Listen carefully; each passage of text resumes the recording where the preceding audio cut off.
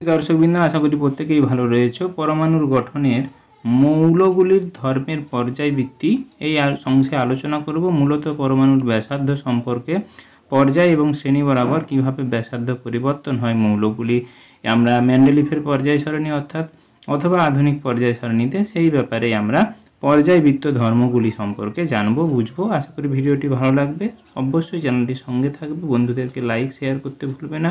ছোট্ট তোমাদের লাইক এবং সাবস্ক্রিপশান আমাদেরকে উদ্দীপিত করে তোমাদের জন্য নতুন নতুন ভিডিও উপস্থাপন করতে। তাহলে শুরু করা যাক মূল ভিডিও। পূর্বের ভিডিওগুলো ডেসক্রিপশন বক্সের লিঙ্ক থেকে দেখে নেবে। মৌলগুলির ধর্মের পর্যায়বৃত্তি। মৌলগুলির ধর্মের পর্যায়বৃত্তির মধ্যে যে প্রথম ধর্মটি আমরা জানব সেটা হচ্ছে পরমাণুর ব্যাসার্ধ বা পরমাণুর আকার। পরমাণুর ব্যাসার্ধ কি? আমরা জানি পরমাণুর কেন্দ্রে থাকে নিউক্লিয়াস, যেটি ধনাত্মক আধানযুক্ত, এবং নিউক্লিয়াসকে কেন্দ্র করে ঋণাত্মক আধানযুক্ত ইলেকট্রনগুলি কি করে ঘুরতে থাকে বা কেন্দ্র করে ঘুরতে থাকে। এই ইলেকট্রন, সর্বশেষ ইলেকট্রন থেকে নিউক্লিয়াসের যে দূরত্ব তাকেই বলা হয় পরমাণুর পারমাণবিক ব্যাসার্ধ বা পরমাণুর আকার। ওই ব্যাসার্ধের মানের উপর নির্ভর করে, যাকে আর দ্বারা ডিনোট করা হয়। তাহলে পরমাণুর ব্যাসার্ধ কাকে বলে? নিউক্লিয়াস থেকে সর্বশেষ ইলেকট্রনের যে দূরত্ব, সেই দূরত্বকেই ওই নির্দিষ্ট পরমাণুর ব্যাসার্ধ বলা হয়। এই পরমাণুর ব্যাসার্ধ এবারে আমরা পর্যায় এবং শ্রেণী বরাবর কীভাবে পরিবর্তন হয় সেটা আমরা জানব। পর্যায় হচ্ছে, আমরা জানি প্রত্যেকেই অনুভূমিক লাইন, এবং সেটা কোনো সময় আড়াআড়িভাবে যে লাইনগুলো হয়েছে তাদেরকেই বলা হয় অনুভূমিক লাইন। পর্যায় সারণীর টেবিলে এই পর্যায় বরাবর যদি আমরা বাম দিক থেকে ডান দিকে যাই তাহলে দেখতে পাবো যে প্রথমে যে পর্যায়ের বাম দিকে যে মৌলটি রয়েছে তাতে যতগুলি সেল বা যাতে এনের মান যত হবে, এখানে কিন্তু শেষ পর্যন্ত যে মৌলগুলো থাকে সেই সব মৌলগুলোর ক্ষেত্রে কিন্তু এনের মান একই হয়। অর্থাৎ ইলেকট্রনগুলো কেবলমাত্র ফাঁকা অরবিটালে এসে কেবলমাত্র প্রবেশ করে, অর্থাৎ কোনো কক্ষের পরিমাণ কিন্তু বাড়ে না। তাহলে কক্ষের পরিমাণ যদি না বাড়ে, ইলেকট্রনগুলো যদি এসে প্রবেশ করে, তাহলে কি বলতে পারি না, যত ইলেকট্রন এসে প্রবেশ করবে মধ্যিখানে পজিটিভ চার্জের পরিমাণ পরপর বাড়বে। পজিটিভ চার্জ এবং বাইরের যে ইলেকট্রন, সেই ইলেকট্রনের সঙ্গে পজিটিভ চার্জের যে আকর্ষণ, সেই আকর্ষণ বলটা আরও তীব্রতর হবে। তাহলে তীব্রতর হলে কি হবে না, ইলেকট্রনগুলো যতটা দূরত্বে থাকার কথা ছিল, এই তীব্র আকর্ষণের জন্য তাদের সেই দূরত্ব থেকে তারা কিন্তু নিউক্লিয়াসের দিকে সরে আসবে। অর্থাৎ যত আমরা বাম দিক থেকে ডান দিক বরাবর যাব, তত দেখা যেতে পারে ওই তীব্র আকর্ষণ বলের জন্য পরমাণুর আকার কিন্তু পরপর কি হচ্ছে, ছোট হতে থাকছে। তাহলে আমরা পর্যায় বরাবর যদি বাম দিক থেকে ডান দিকে যাই, পরমাণুর আকার কি করতে পারি, আকার বা পারমাণবিক ব্যাসার্ধ হ্রাস পায় বা কমে। অপর দিক থেকে আমরা যদি বলি ডান দিক থেকে বাম দিকে গেলে, তাহলে কি হবে, ডান দিক থেকে বাম দিকে গেলে পরমাণুর আকার বৃদ্ধি পাবে, কারণ উল্টোটা।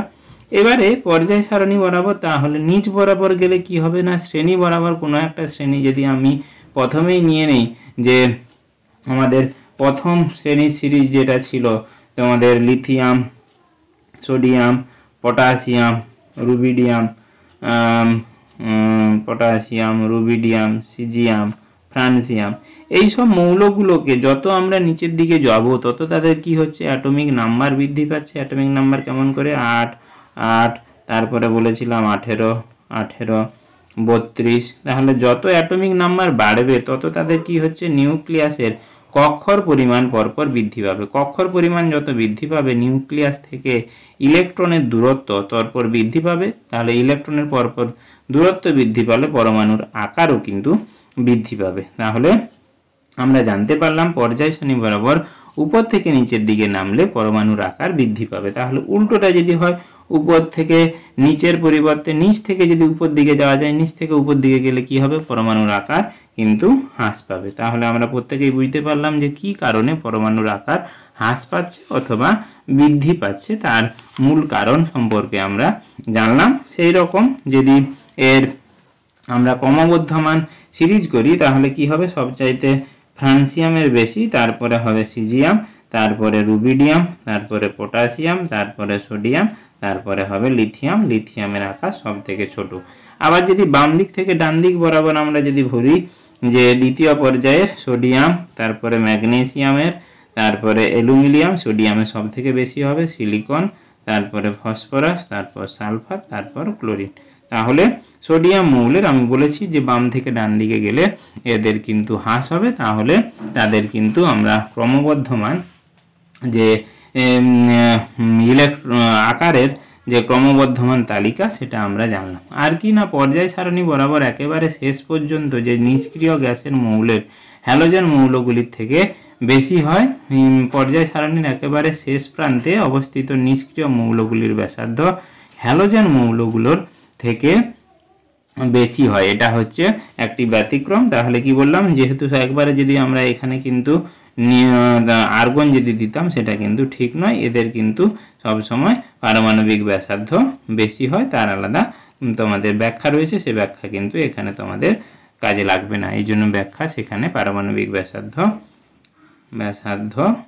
বড়, পারমাণবিক ব্যাসার্ধ বড় বা বৃদ্ধি পায়।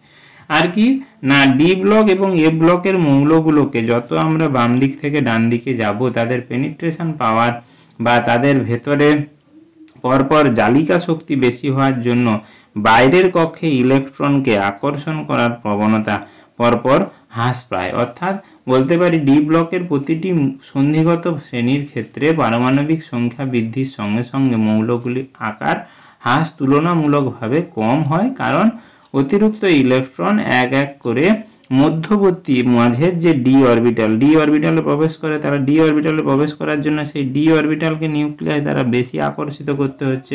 এর ফলে এই যে হ্রাসের প্রবণতা, সেই হ্রাসের প্রবণতা অনেক তুলনামূলকভাবে কম হয়। পরপর অতিরিক্ত ইলেকট্রন মধ্যবর্তী n-d উপকক্ষে প্রবেশ করে, ফলে ns ইলেকট্রন, এই যে এস কক্ষে আমি বললাম সর্বশেষ কক্ষ, ns ইলেকট্রনের উপর নিউক্লিয়াসের আকর্ষণ বল কম হয়, এই জন্য আকার পরপর বাড়ে। মানে হ্রাসের পরিমাণটা কমে, আকারের হ্রাসের যে প্রবণতা সেই প্রবণতাটা কমে ডি ব্লকের মৌলগুলোর ক্ষেত্রে। এ ব্লকের মৌলগুলোর ক্ষেত্রে একই ব্যাপার, কারণ সেই তাদের মাঝের কক্ষ এ ব্লকে এসে প্রবেশ করছে, এ ব্লকে এসে প্রবেশ করার জন্য সে কি করছে, নিউক্লিয়াস থেকে তাদের আকর্ষণ বেশি হচ্ছে এ ব্লকের মৌলগুলোর ক্ষেত্রে, বাইরে এস ব্লকের মৌলগুলোর ক্ষেত্রে আকর্ষণ কম হওয়ার জন্য তাদের স্ফীত হওয়ার প্রবণতা বেশি, এই জন্য এই হ্রাসের প্রবণতা আরও বৃদ্ধি পাচ্ছে বা হ্রাস হওয়ার প্রবণতা অনেক কম হচ্ছে। তাহলে আমরা পারমাণবিক ব্যাসার্ধ কিভাবে পর্যায় শ্রেণী বরাবর পরিবর্তন হয় সেই ব্যাপারে আমরা জানলাম। আশা করি ভিডিওটি ভালো লেগেছে। ভালো লেগে থাকলে অবশ্যই চ্যানেলটি সাবস্ক্রাইব করে পাশে থাকা বেল আইকনটি প্রেস করতে ভুলবে না, বন্ধুদের শেয়ার করে জানিয়ে দিতে ভুলবে না, ছোট্ট একটি লাইক করতে ভুলবে না। ধন্যবাদ, নমস্কার।